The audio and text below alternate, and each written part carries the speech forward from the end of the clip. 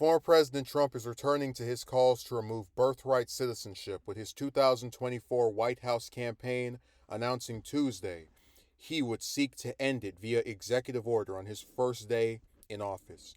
Trump announced his plan on the 125th anniversary of the United States versus Wong Kim Ark, the Supreme Court case that established the constitutional right to birthright citizenship.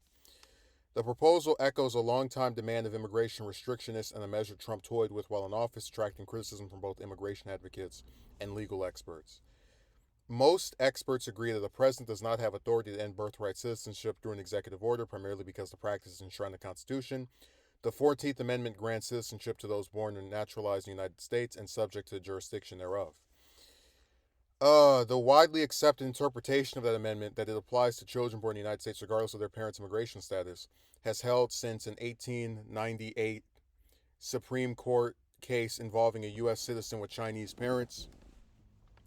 The 14th Amendment was adopted after the Civil War to guarantee equal rights for former slaves. Immigration restrictionists argue that excludes the children of other groups like undocumented immigrants from its benefits. As members of the Reconstruction Congress explained in 1866, the narrow exception to birthright citizenship applied only to the children of diplomats and those born into Native American tribes who were under the jurisdiction of a separate sovereign and did not need to comply with all U.S. laws, wrote Amanda Frost, professor of law at the University of Virginia and author of You Are Not American, Citizenship Stripping from Dred Scott to the Dreamers. In contrast, immigrants and their children living in the United States were and are required to follow all federal and state laws or face criminal and civil penalties, and so are fully subject to the nation's jurisdiction. According to the Trump campaign, the executive order will explain the clear meaning of the 14th Amendment, which it says is that the children of foreign nationals born in the United States are not subject to the jurisdiction of the United States as defined by the Constitution. During Trump's term in office, a draft executive order to that effect was circulated, and the idea was revived shortly after Trump's loss to President Biden in the 2020 election. But Trump had floated ending birthright citizenship earlier in his presidency. Trump in 2018 said in an Axios interview that he planned to issue an executive order ending birthright citizenship, setting off a political firestorm. It was always told to me that you needed a constitutional amendment. Guess what? You don't, Trump said at the time. While an executive order altering the interpretation of the 14th Amendment would likely face legal challenges, its proponents sought to take the case to the courts in hopes of getting a favorable Supreme Court outcome. Supporters of the measure lauded the idea, betting on a judicial revocation of birthright citizenship. This will set up the court fight. The order will be enjoined. The case will eventually reach Supreme Court, which then will finally have to rule on the meaning of subject to jurisdiction, wrote Mark Krikorian, executive director of the Center for Immigration Studies, a restrictionist group that calls for massive reductions in immigration. Yet Trump did not trigger that court fight on the way out of the White House like in 2016. Trump has sought to make immigration and border security a top campaign issue. In its release Tuesday, the Trump campaign dove into the right over the meaning of jurisdiction and falsely claimed that the United States has become one of the few countries in the world to extend citizenship to the children of illegal aliens, even if both parents are not citizens nor even legally present in the United States. A broad majority of countries in the Americas have full birthright citizenship. Colombia and Dominican Republic have some restrictions, and much of Western Europe employs a limited version of birthright citizenship. Experts say that eliminating birthright citizenship in countries with high immigration carries inherent risk.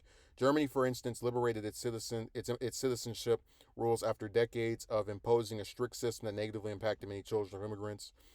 The situation led to a few generations of resentful, displaced youths with only partial allegiance to the nation of their birth, wrote Alex No Rest, vice president for economic and social policy study at the Cato Institute shortly after Trump's 2018 Axios interview.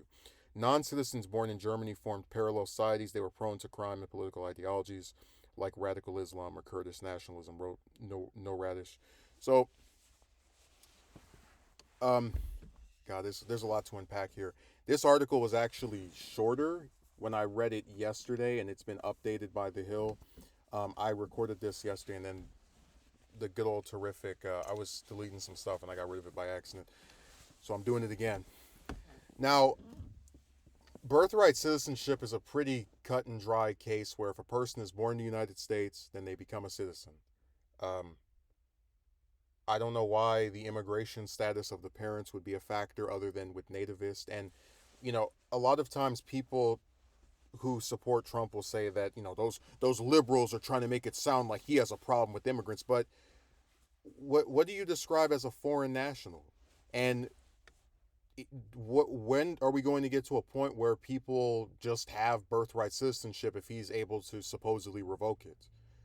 Do your parents have to have been born here as well? And then do their parents or your grandparents have to have been born? I mean, it's not explaining enough to where this proposal would even be something that has a concrete way of making it to where it knows, hey, the immigration status of the parents also is a factor, because what do the parents have to do with the child? But whatever.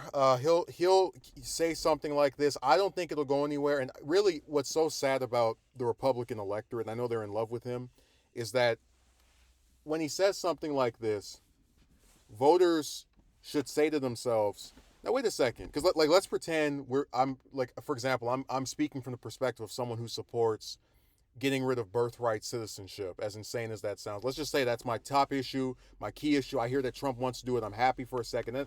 Then I kind of roll the clock back and I'm like, no, wait a second. If Trump can just, with a stroke of a pen, get rid of birthright citizenship, why didn't he do it before? When he was president for 4 years, why didn't he pull out his pen and his tablet or whatever they write these laws on and sign something and then get rid of it, if it's so easy to do it?